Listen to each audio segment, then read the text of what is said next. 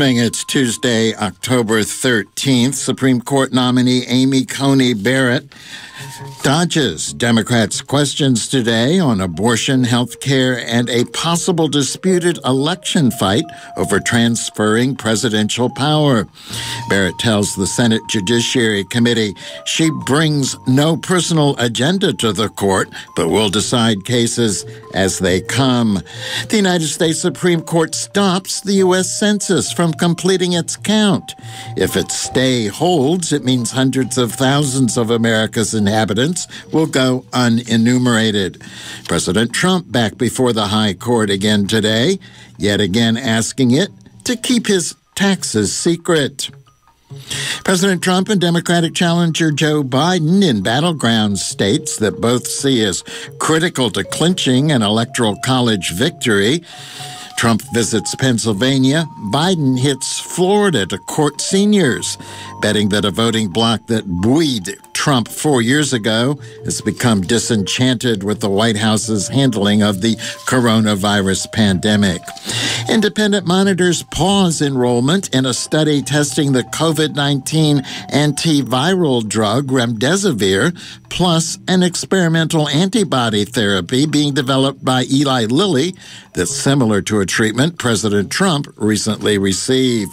And California Governor Gavin Newsom releases a report urging better communication and restraint by police officers and warning that the use of tactical weapons for crowd control can escalate the sort of violence they're intended to deter. From Pacifica Radio, KPFA in Berkeley, KPFK in Los Angeles, this is the Evening News. I'm Mark Miracle.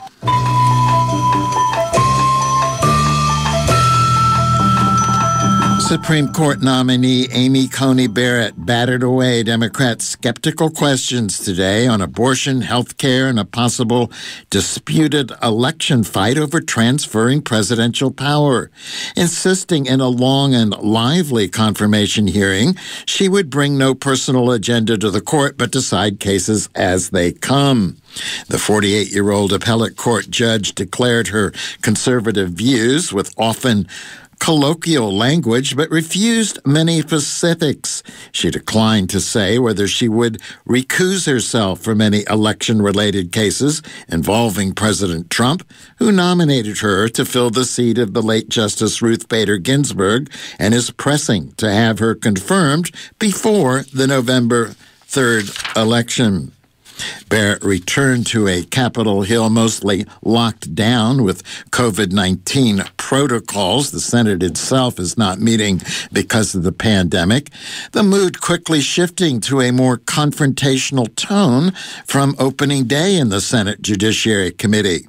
She was grilled by Democrats strongly opposed to Trump's nominee, yet unable to stop her.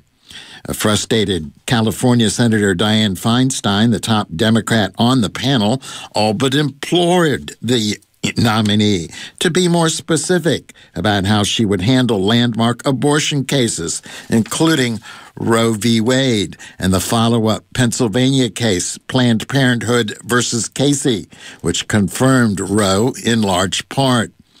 Feinstein told the judge it's distressing not to get a good answer. But Barrett was unmoved. I don't have an agenda to try to overhaul Casey, she said. I have an agenda to stick to the rule of law and decide cases as they come. But she later declined to characterize the Roe v. Wade decision that legalized abortion as a super precedent that must not be overturned.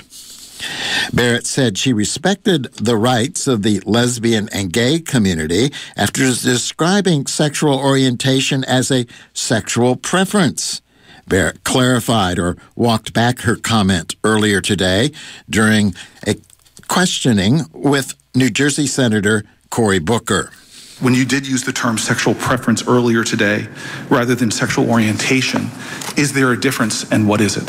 Senator, I really, in using that word, did not mean to imply that I think that, that it's not a matter of, that it's not an immutable characteristic or that it's solely a matter of preference. I honestly did not mean any offense or to make any statement by that. But by what you just said, you understand about that immutable characteristic, in other words, that one's sexuality is not a preference, it is who they are. Is that what you're saying? Senator, I'm saying I was not trying to make any comment on it. I fully respect all the rights of the LGBT community. Barrett also said it would be inappropriate to restate her personal view on abortion as a public official, noting that she signed a public statement against abortion in 2006 in her personal capacity. She also said she would consult the other justices of the Supreme Court about recusing herself should Donald Trump fight the presidential election results. I certainly hope that all members of the committee have more confidence in my integrity than to think that I would allow myself to be used as a pawn to decide this election for the American people. Several Democrats today again decried the hearing, saying it was unprecedentedly close to a presidential election, which in fact is already underway, and argued the Senate should be negotiating coronavirus relief aid instead of moving on a fast track the nomination of Amy Coney Barrett to the Supreme Court. Meanwhile, healthcare activists say the fate of the Affordable Care Act is on the line in the fast-track Senate confirmation hearings for Judge Amy Coney Barrett. Suzanne Potter reports. President Donald Trump's nominee would cement a 6-3 conservative majority on the high court. Marissa Padilla is an Obama-era official from the U.S. Department of Health and Human Services. She says if Coney Barrett is confirmed before the high court hears a case on the ACA on November 10th, the law could fall. And that would have major consequences for New Hampshire. Repealing it could threaten coverage for more than 570,000 Granite Staters with pre-existing conditions. Repealing the ACA could also kick more than 50,000 Granite Staters who gained coverage through Medicaid expansion off of their health insurance plans. The Trump administration has promised to protect people with pre-existing conditions, but has not offered a plan to do so. In 2017, Coney Barrett criticized Chief Justice John Roberts' vote to uphold the ACA. Right now, the Affordable Care Act allows parents to keep their children on their insurance plan up to age 26. It also outlaws lifetime caps on insurance benefits and states that women cannot be charged more than men for coverage. Padilla warns that a repeal would free up insurance companies to start refusing to cover prescription drug costs. And it could also eliminate the consumer protections that prohibit drug companies right now from paying off doctors behind closed doors to influence the kind of drugs that they prescribe to patients. The ACA also mandates coverage of treatment and counseling for substance abuse and is considered key in the fight against the opioid crisis. For Public News Service, I'm Suzanne Potter.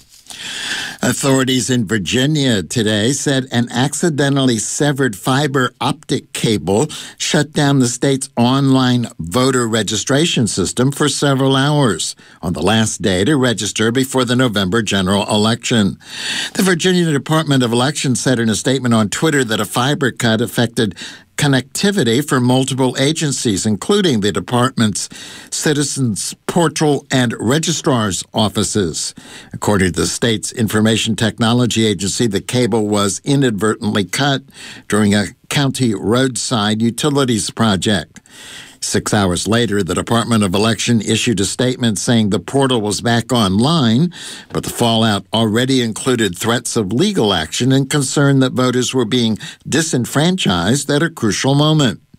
Voting advocates said the accident couldn't have come at a worse time and lambasted state officials for the technological failure.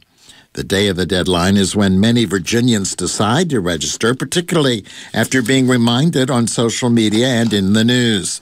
The Lawyers Committee for Civil Rights under Law said it was considering legal action to ask a judge to extend the registration deadline. And Democratic members of Virginia's congressional delegation called for a 72-hour extension. Virginia, which has 13 electoral votes, is not considered a marquee battleground state in the presidential race by political observers, but 3 congressional races are considered highly competitive, and their outcomes could affect the makeup of the U.S. House. Reporter Diane Bernard has more on the election situation in Virginia. To help with voting during the pandemic, Virginia lawmakers have passed several measures to make the mail-in process more accessible and secure, according to Beth Tudon with the Fairfax Area's League of Women Voters. She says for the first time, the state is offering drop boxes for mail-in ballots for anyone concerned that ballots could get lost in the mail or be late. She reassures them that using a drop box is a safe way to vote. Fairfax County, for instance, has a drop box at the government center that's 24 hours a day, and it's securely monitored with cameras aimed at it. And there's also one inside, and it's locked, and there's always an election official with it. She says more satellite voting offices will be open this Wednesday, the 14th, with drop boxes. And on Election Day, Virginians can now bring their ballots to any precinct or polling place in the state. To register online and request an absentee ballot, go to elections.virginia.gov. Tudon points out that witness signatures are no longer needed for mail-in ballots, and no postage is necessary. She says this election also includes a constitutional amendment on adding a bipartisan redistricting commission and one on exempting state and local property taxes for vehicles owned by veterans with disabilities. She urges people to research local candidates and initiatives and says it's especially important to vote on local issues. We have constitutional amendments on the ballot this year. So fewer people, as it goes down the ballot, vote on those, so your vote has a larger impact. The last day to request a vote-by-mail ballot is October 23rd, but if you're going to use the Postal Service to send a ballot, Tudon suggests applying soon to avoid potential mail delays. State officials will accept mail-in ballots delivered by the U.S. Postal Service until November 6th. Support for this reporting was provided by the Carnegie Corporation of New York. For Public News Service, I'm Diane Bernard. The Pasquayaqui tribe in Arizona is suing county officials to restore their reservations-only in-person early voting site. Emma Gibson of Arizona Public Media reports.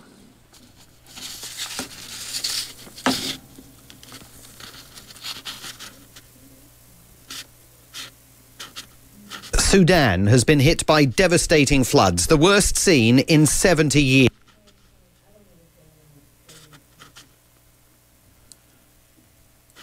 Pima County Recorder F.N. Rodriguez closed the early in-person voting site in the Pasquayaqui tribe's urban reservation in 2018.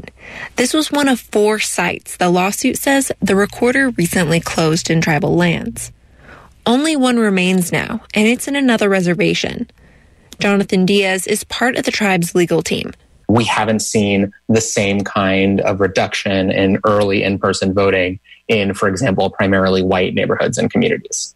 Pasquayaqui leaders have recently been trying to work with the recorder to reestablish early voting in the reservation. But with no movement from the recorder's office as early voting begins across the county this week, the tribe decided it had no choice but to sue. For National Native News, I'm Emma Gibson. The U.S. Supreme Court today stopped the once-a-decade head count of every U.S. resident from continuing through the end of October. President Donald Trump's administration had asked the nation's high court to suspend a district court's order permitting the 2020 census to continue through the end of the month. The Trump administration argued that the head count needed to end immediately, so the U.S. Census Bureau had enough time to crunch the numbers before a congressionally mandated year-end deadline for turning in figures used for deciding how many congressional seats each state gets.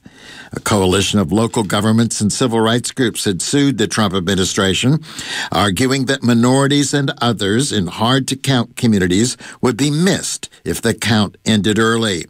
They said the census schedule was cut short to accommodate a July order from the Trump administration that would exclude people in the country without authorization from the numbers used to decide how many congressional seats each state gets. Associate Justice Sonia Sotomayor dissented. Last month, U.S. District Judge Lucy Coe in San Jose sided with the plaintiffs and issued an injunction which suspended a September 30th deadline for finishing the 2020 census and a December 31st deadline for submitting numbers used to determine how many congressional seats each state gets, a process known as apportionment. That caused the deadlines to revert back to a previous Census Bureau plan that had field operations ending October 31st and the reporting of the apportionment figures at the end of next April in 2021. When the Census Bureau and the Commerce Department, which oversees the statistical agency, picked an October 5th end date, Judge Koh struck that down too, accusing officials of lurching from one hasty, unexplained plan to the next and undermining the credibility of the Census Bureau and the 2020 census. An appellate court panel upheld Judge Koh's order, allowing the census to continue through October, although it struck down the part that suspended the December 31st deadline for turning in apportionment numbers. The panel of 3 appellate judges said that just because the year-end deadline is impossible to meet doesn't mean the court should require the Census Bureau to miss it. With plans for the count hampered by the pandemic, the Census Bureau back in April had proposed extending the deadline for finishing the count from the end of July to the end of October and pushing the apportionment deadline from December 31st to next April.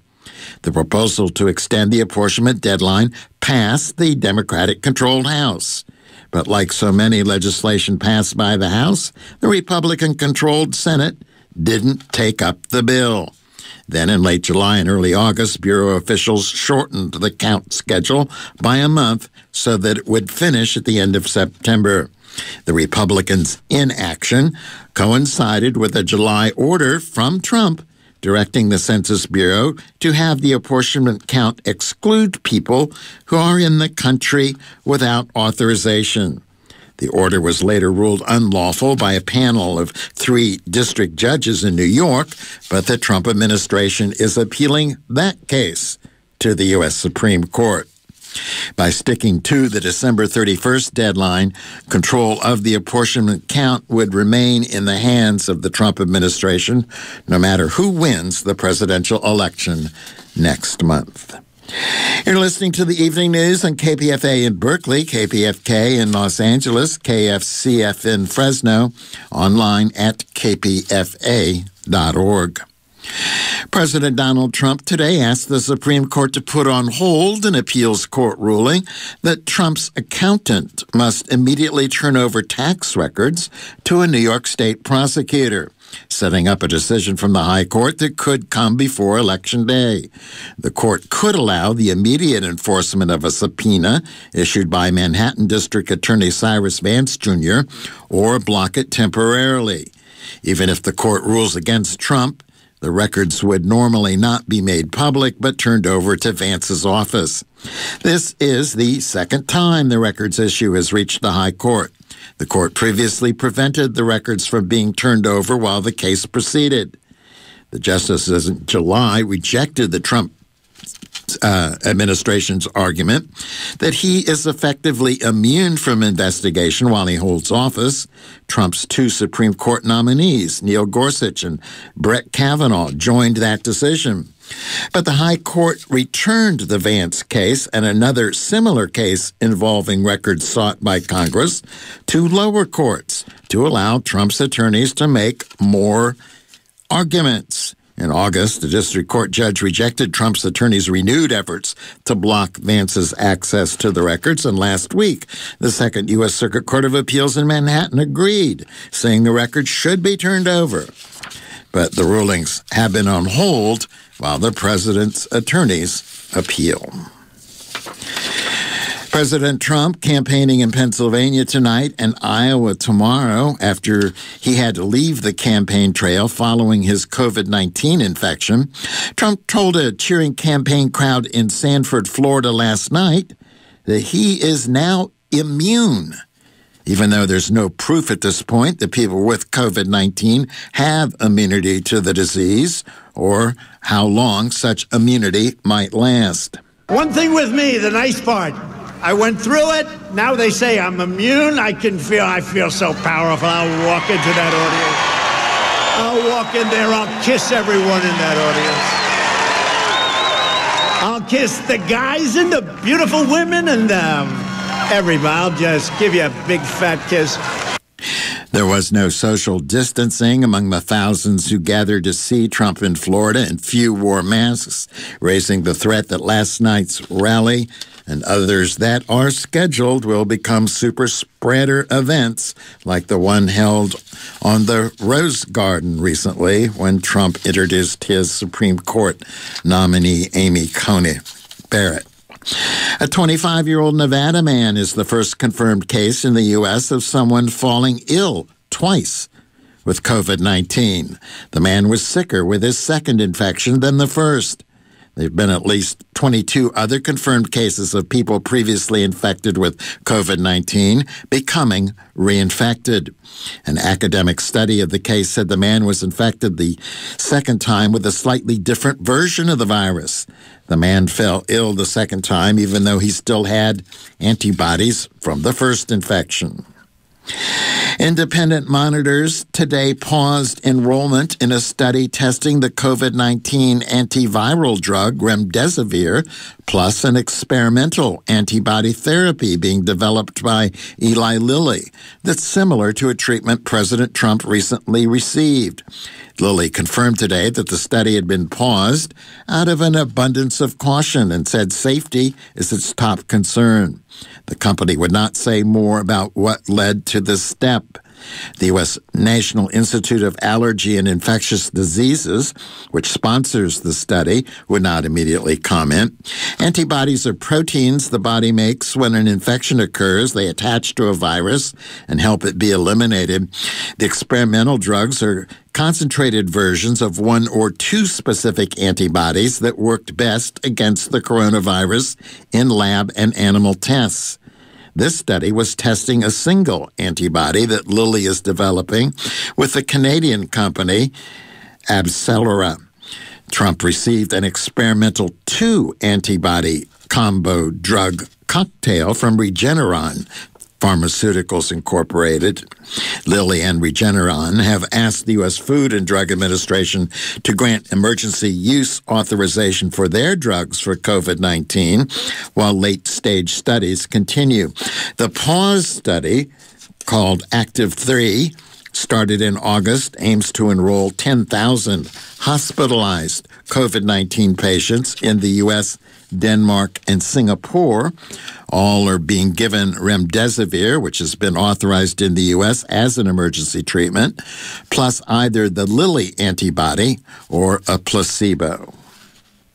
The pause in the Lilly study comes a day after a temporary halt to enrollment in a coronavirus vaccine study. Johnson & Johnson executives said today it will be a few days before they know more about an unexplained illness in one participant in their study that has caused a pause in its late-stage vaccine study. Johnson & Johnson is not disclosing the nature of the illness. Britain's government today defended its new 3-tier system of COVID-19 risks and restrictions, but critics suggest that it was too little too late, amid reports that the government's own scientific advisors had recommended tougher action 3 weeks ago. Prime Minister Boris Johnson unveiled the new system this week in an orchestrated series of events that culminated with an address to the nation. The plan sets out progressively stricter measures to slow the spread of COVID-19 based on local infection rates and puts regions into 3 risk groups, moderate, high, and very high. The leader of the opposition Labour Party called on the Prime Minister to impose a circuit breaker, a period of national restrictions across England to bring the coronavirus resurgence under control. Stuart Smith reports from London. The leader of the opposition Labour Party, Sir Keir Starmer, says the government has lost control of its response to coronavirus and is no longer following scientific advice. There's no longer time to give this Prime Minister the benefit of the doubt. The government's plan simply isn't working. The government's scientific advisors recommended a 2-week lockdown for all of England weeks ago. The Health Secretary, Matt Hancock, says the government is listening to its experts, but is also trying to balance damage to the economy and to education. Stuart Smith, London.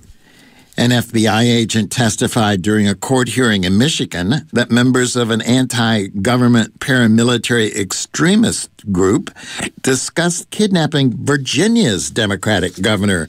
During a meeting in June, Special Agent Richard Trask was part of the investigation that led to 6 men being arrested and charged last week with plotting to kidnap Michigan's Democratic Governor Gretchen Whitmer.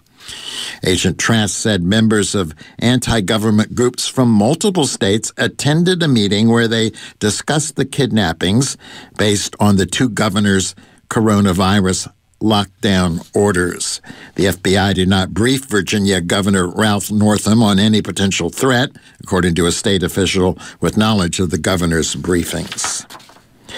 Senate Majority Leader Mitch McConnell says he's scheduling a procedural vote on a Republican COVID-19 relief bill for next week. He says aid to hard-hit businesses shouldn't be held up by gridlock involving other aid proposals. The Kentucky Republican said in a statement today the Senate will take a test vote October 19th when the chamber returns to work on Monday.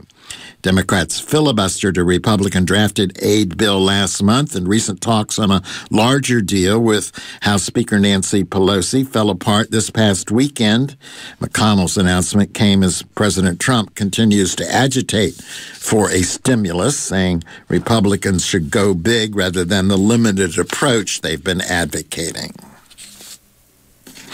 The International Monetary Fund foresees a steep fall in international growth this year as the global economy struggles to recover from the pandemic-induced recession, its worst collapse in nearly a century. The IMF estimated today that the global economy will shrink 4.4% for 2020. That would be the worst annual plunge since the Great Depression of the 1930s. By comparison, the international economy contracted by a far smaller 0.1% after the devastating 2008 financial crisis. Nick Harper reports. The IMF sees improvements to the global economy, but it warns there's still a long and difficult ascent ahead. Much of the report warns of the unpredictability that anything essentially could happen. The IMF says economic activity remains prone to setbacks, and that in turn will cause lasting damage to living standards around the world. Nick Harper, New York. Protesters pulled down a statue of Junipero Serra in downtown San Rafael yesterday evening. The protest was called the Red Paint Rally, and it marked Indigenous Peoples Day. A flyer distributed on social media told people to bring signs in support of the Coast Miwok people of Marin County, whose villages in the area date back as early as the 15th century. The statue was in front of the Church of San Rafael, near the site of the San Rafael Mission. Junipero Serra is recognized as a saint in the Catholic Church, but Native American tribes accused the 18th century missionary of presiding over a brutal colonization and extinction of indigenous people. The activists sprayed red paint on the statue, and video shows them pulling it down using colored ropes. Megan Kamerick of National Native News has more.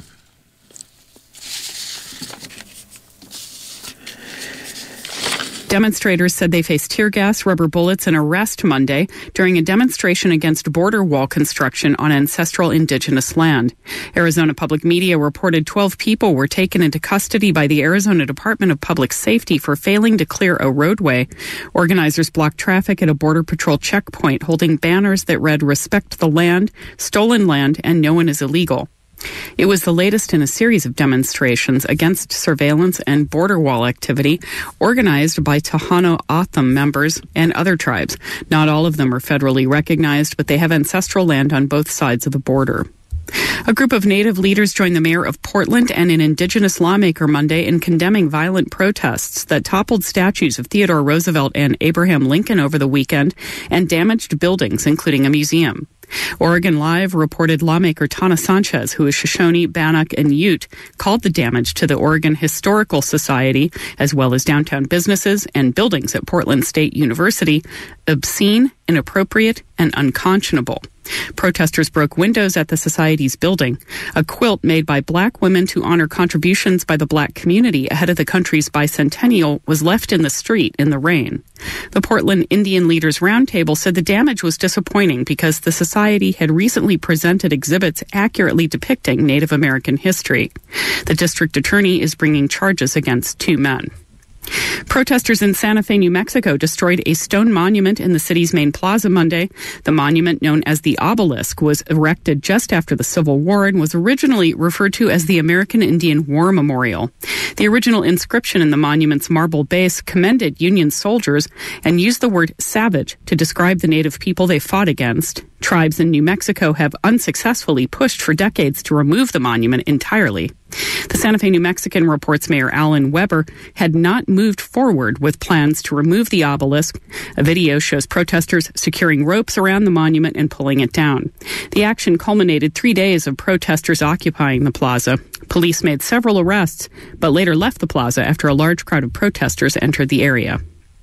There were also many peaceful events that took place around the country to honor Indigenous Peoples Day, but President Donald Trump used the occasion to accuse radical activists of trying to undermine the legacy of Christopher Columbus. USA Today reports Trump issued a proclamation Friday that called on Americans to observe October 12th with, quote, appropriate ceremonies and activities. It also ordered that the American flag be displayed in all public buildings. 14 states and more than 130 cities observe Indigenous Peoples Day instead of or along with Columbus Day. For National Native News, I'm Megan Kamrick. And this is the evening news on KPFA in Berkeley, KPFK in Los Angeles, KFCF in Fresno, online at kpfa.org.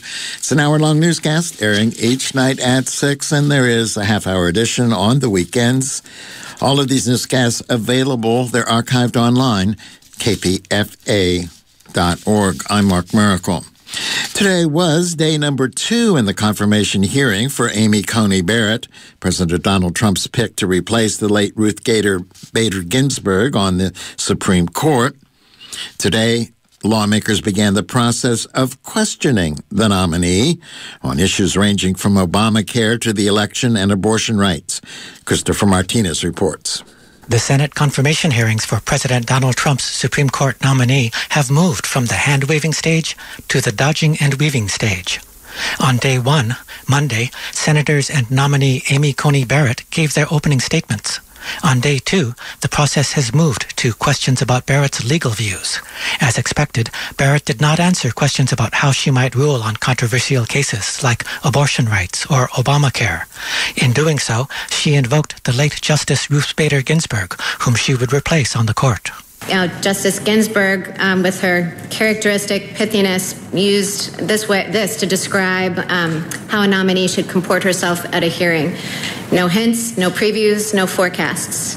That had been the practice of nominees before her, but everybody calls it the Ginsburg rule because she stated it so concisely, and it's been the practice of every nominee since. That did not stop Democratic lawmakers from asking her about her opinions. Bluntly, if our president and the majority are able to swing the court out of balance by replacing Justice Ginsburg by someone whose views may be significantly to the right, the health of a majority of Americans may well be in peril. Democrat Chris Coons of Delaware pressed her on the Affordable Care Act, which will come before the Supreme Court a week after Election Day.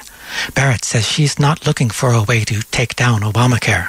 But I can promise you that that is not my view. It's not my approach to the law. I have no hostility to the ACA or any other law.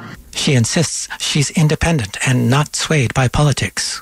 I'm standing before the committee today saying that I have the integrity to act consistently with my oath and apply the law as the law, to approach the ACA and every other statute without bias, and I have not made any commitments or deals or anything like that. I'm not here on a mission to destroy the Affordable Care Act.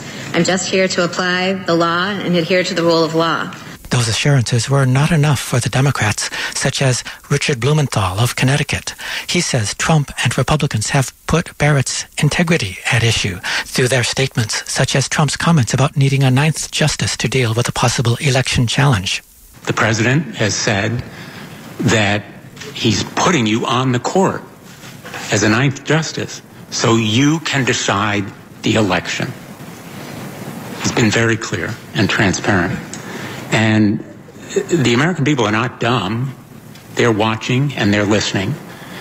And if you were to sit on this case, if it goes to the Supreme Court, the American people would lose faith and trust in the court itself. It would be a dagger at the heart of the court and our democracy if this election is decided by the court rather than the American voters.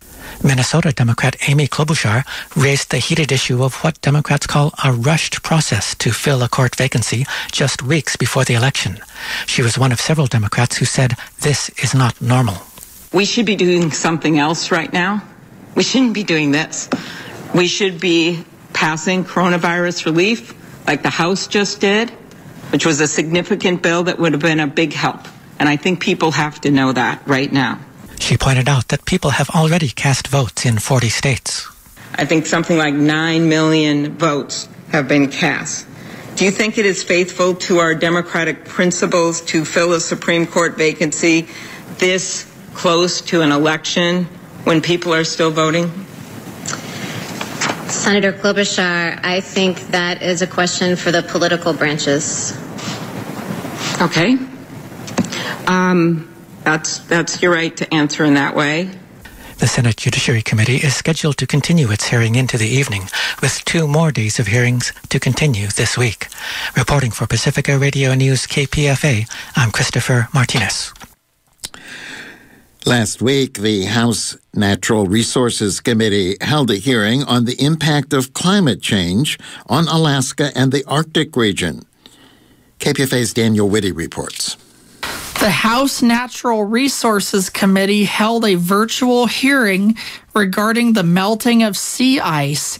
California Congressman Alan Lowenthal says melting sea ice is having a big impact on wildlife populations in the Arctic, and that's impacting local indigenous communities.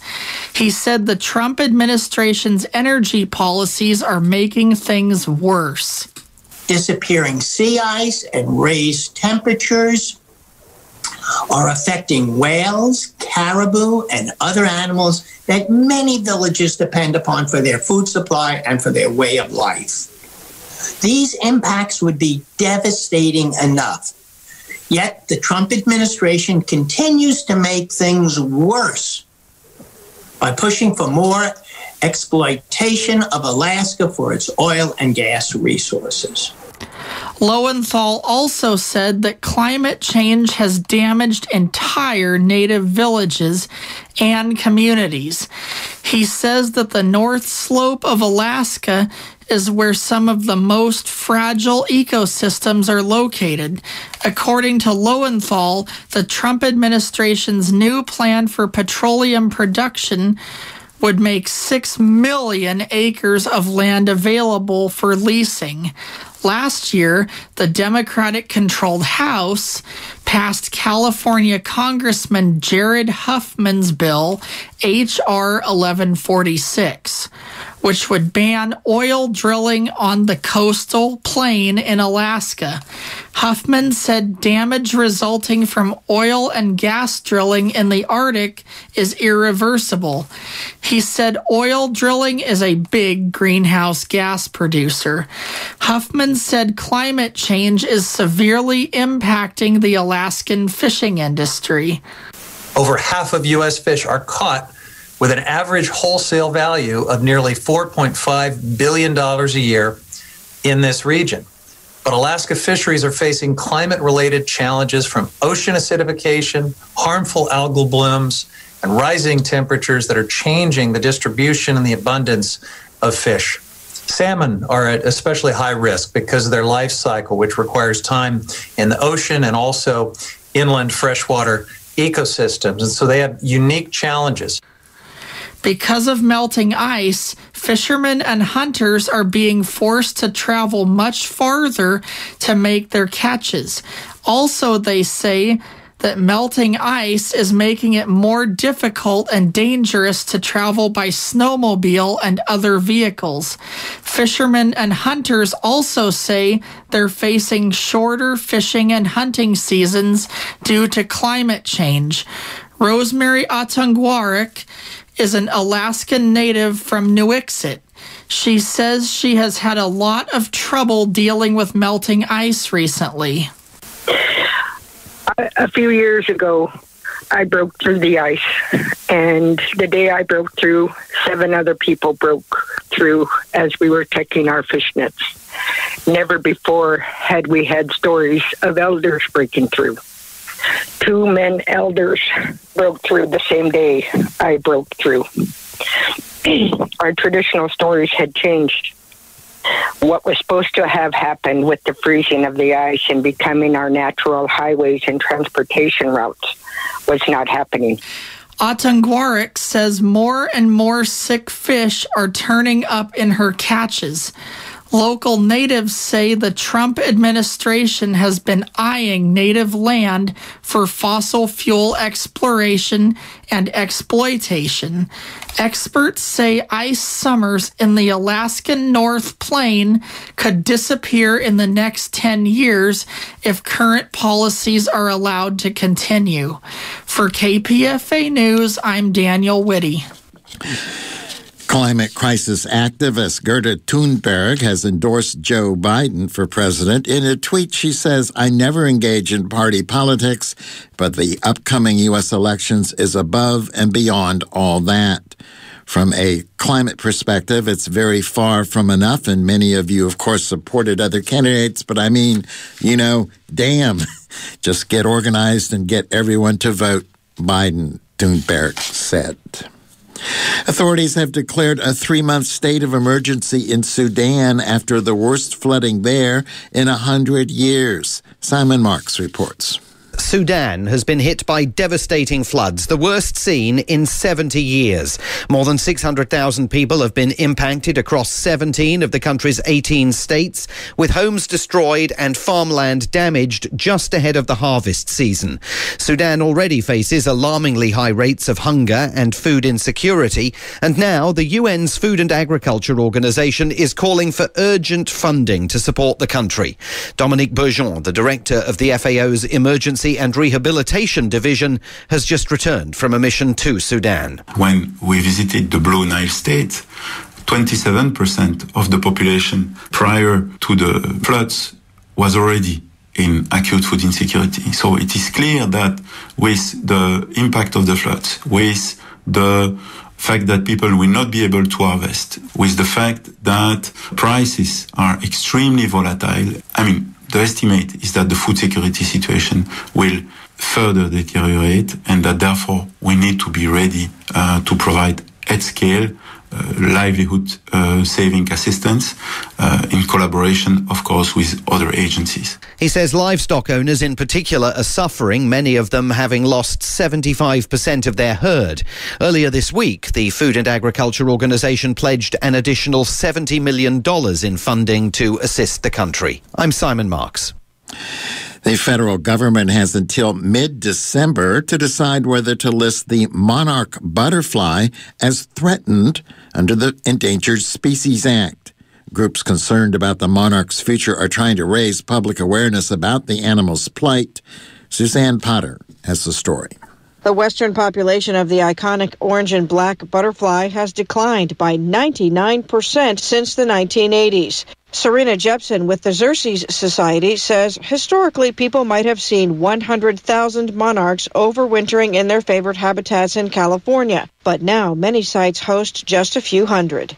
Very notably, in the last 2 winters, which is when we count monarchs, we saw a really dramatic drop in the population. Scientists believe that climate change, destruction of overwintering sites, and habitat loss are contributing to the massive declines in the butterfly population. If the U.S. Fish and Wildlife Service decides to list the monarch, it could block agricultural or commercial development or the use of pesticides in areas deemed to be critical habitat. The agency could decide to list the species as threatened. It also could decide a listing isn't warranted. And Jepsen says there is a third option. They can say, we've reviewed all the scientific evidence, and we believe that monarchs are warranted, but they're precluded by other priorities. So then monarchs would become a candidate species. The Endangered Species Coalition has mounted a letter-writing campaign to local newspapers to raise awareness about preserving the monarch butterfly. And the Xerces Society website has information on how to get training to help with the annual monarch count, which takes place around Thanksgiving and New Year's. For Public News Service, I'm Suzanne Potter.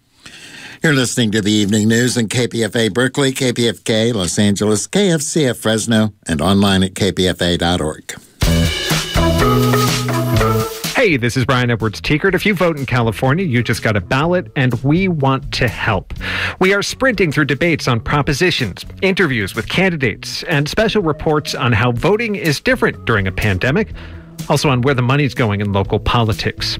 Our first two ballot breakdowns will happen on Tuesday, October 13th and Wednesday, the 14th at 7 p.m. right after the news. When Supreme Court hearings end, we'll pick up during the 8 a.m. hour of Upfront, and all our election segments will live online at kpfa.org. Just look for Ballot Breakdown.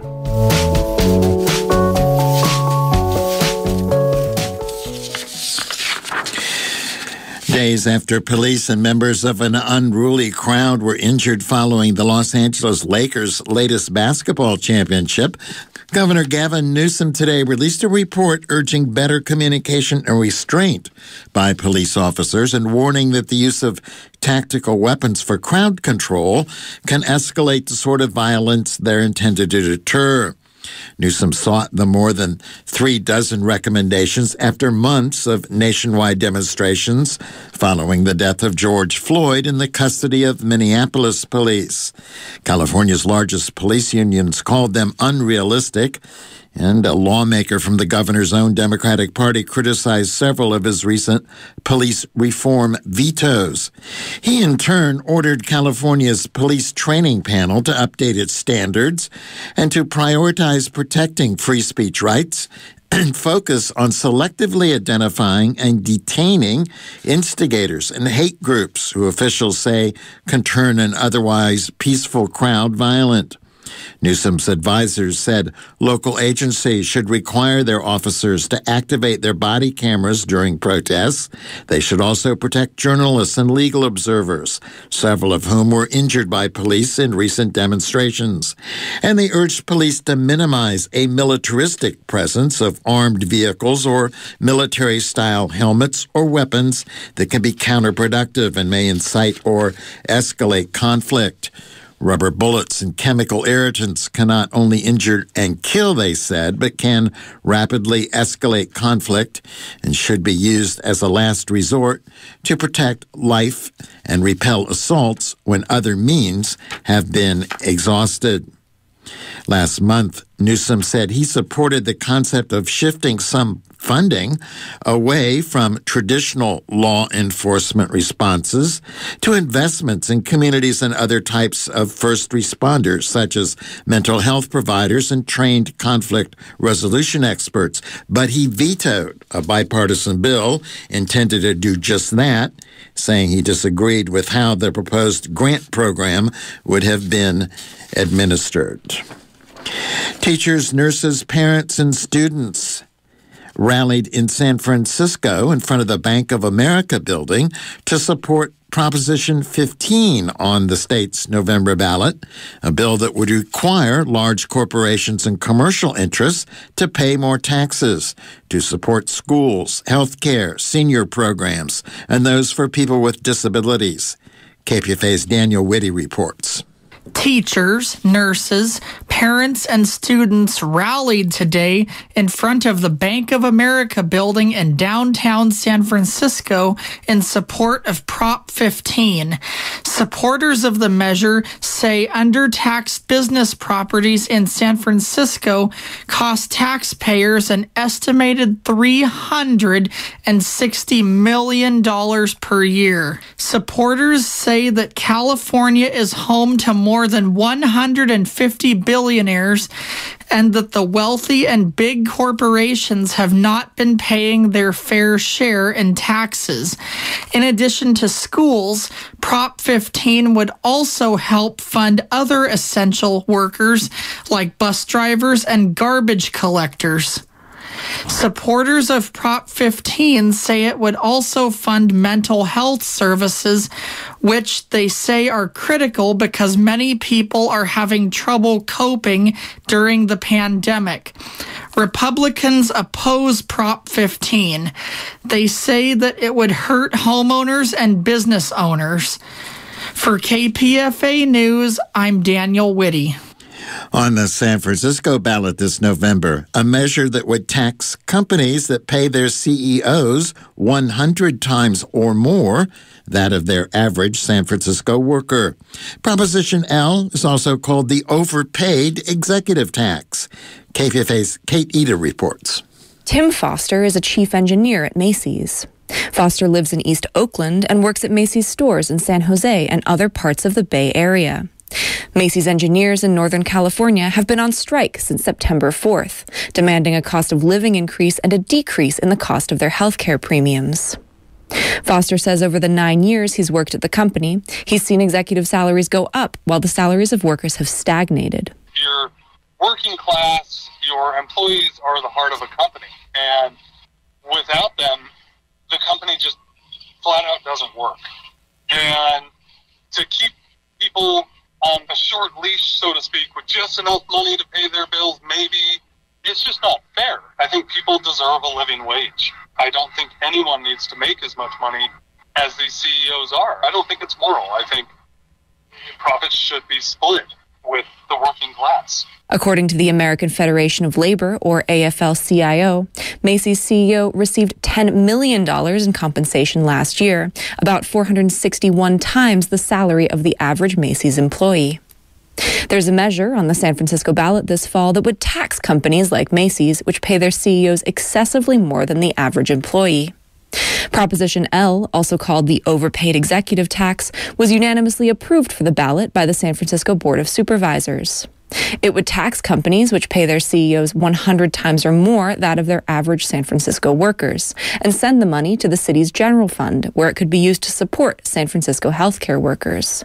San Francisco Supervisor Matt Haney, who proposed the measure, sees it as a solution to help remedy San Francisco's wealth gap and improve health resources in the city. We'll do that by asking a bit more of billionaires and large corporations who we know are doing very well in our city. And we don't need to point fingers, but we do need to all pitch in, and we all need to work together. And in San Francisco, the visible and very real impacts of economic inequality are there for all to see. And we need Prop L, and we need a lot more than Prop L, to tell you the truth. This is only one of what needs to be many steps in the direction of a more equitable, more fair city. Proposition L would levy an additional tax of 0.1% on companies that pay their executives 100 times or more that of their average San Francisco employee. If the top executive makes 200 times more than the average employee, the tax would go up to 0.2%. The highest level the tax could increase would be up to 0.6%. Small businesses would be exempt. City officials estimate that the tax could raise between $60 million and $140 million per year. 48 Hills reports that San Francisco Mayor London Breed opposes Proposition L. The San Francisco Chamber of Commerce also opposes the measure. Jay Cheng is the public policy director for the Chamber of Commerce. Cheng says Proposition L could double or triple the taxes paid by San Francisco hotels. And if it passes, he says it could hurt the city's economic recovery from the coronavirus. Prop L is one of those examples of a measure that sounds really good, but when put into practice, becomes really difficult. The folks who are going to pay this tax are the hotels, the restaurants, the manufacturers, the retailers, because they have those entry-level jobs here. When they see this tax and what it's going to do to their bottom line, a lot of those companies are going to decide to move away or shut down their businesses or lay off their employees. We already see a lot of major retailers leaving San Francisco, shutting down their storefronts permanently and laying off their employees because of the pandemic. And what Prop L is going to do is going to convince those retailers never to come back. The San Francisco Republican Party also opposes the measure. Supporters of the measure disagree, saying that companies won't leave the city to avoid paying the tax because they would lose out on important profits. The San Francisco Democratic Party and the local Labor Council both support Proposition L.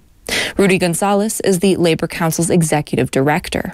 If you care about income inequality and you care about the widening wealth gap in this country and you understand that that creates a problem for society, this is one practical way that we can start to write that at the ballot box. When we think about what economic recovery looks like in our Bay Area, I would much rather put money and resources in the hands of the many versus the hands of the few at the very top of the food chain.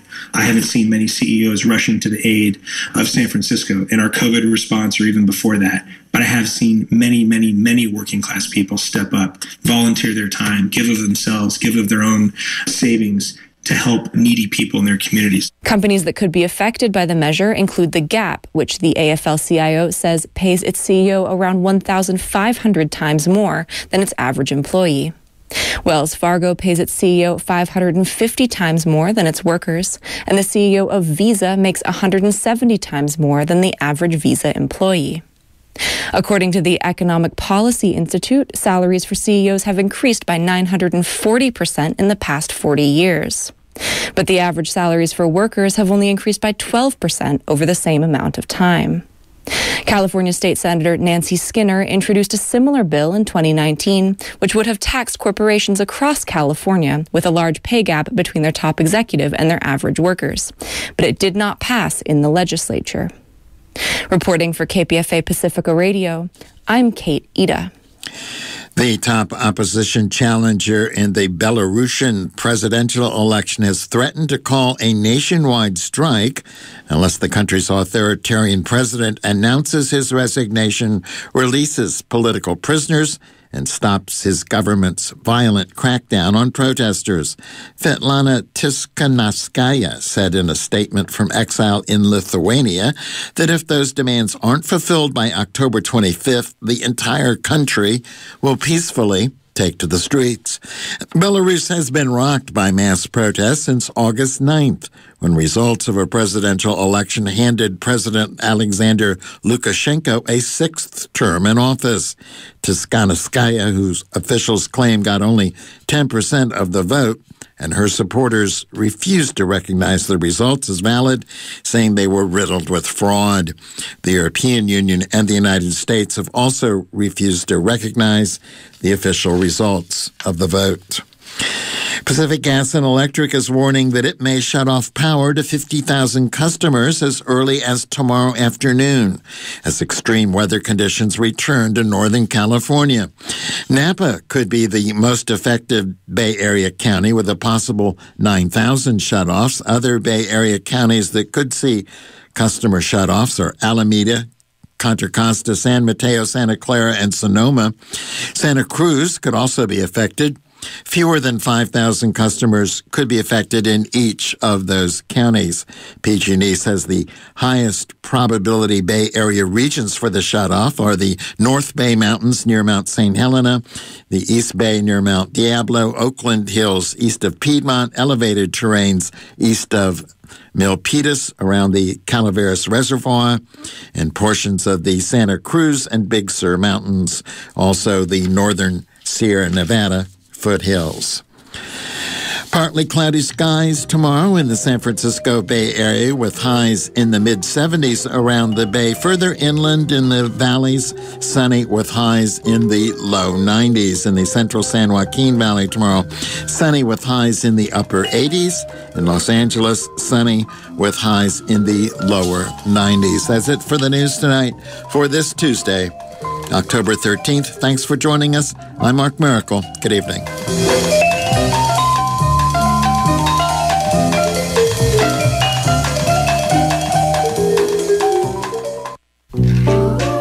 Tune in Tuesday nights starting at 7 p.m. with La Raza Chronicles, a weekly Latinx Affairs magazine program with local and international focus, highlighting the social, political, and cultural events affecting the Latinx community.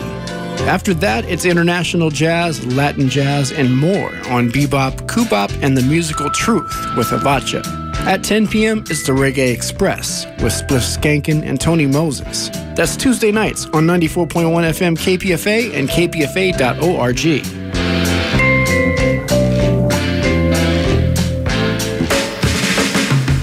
You're listening to 94.1 KPFA, 89.3 KPFB in Berkeley, 88.1 KFCF in Fresno, 97.5 K24 8BR in Santa Cruz, and online worldwide at kpfa.org.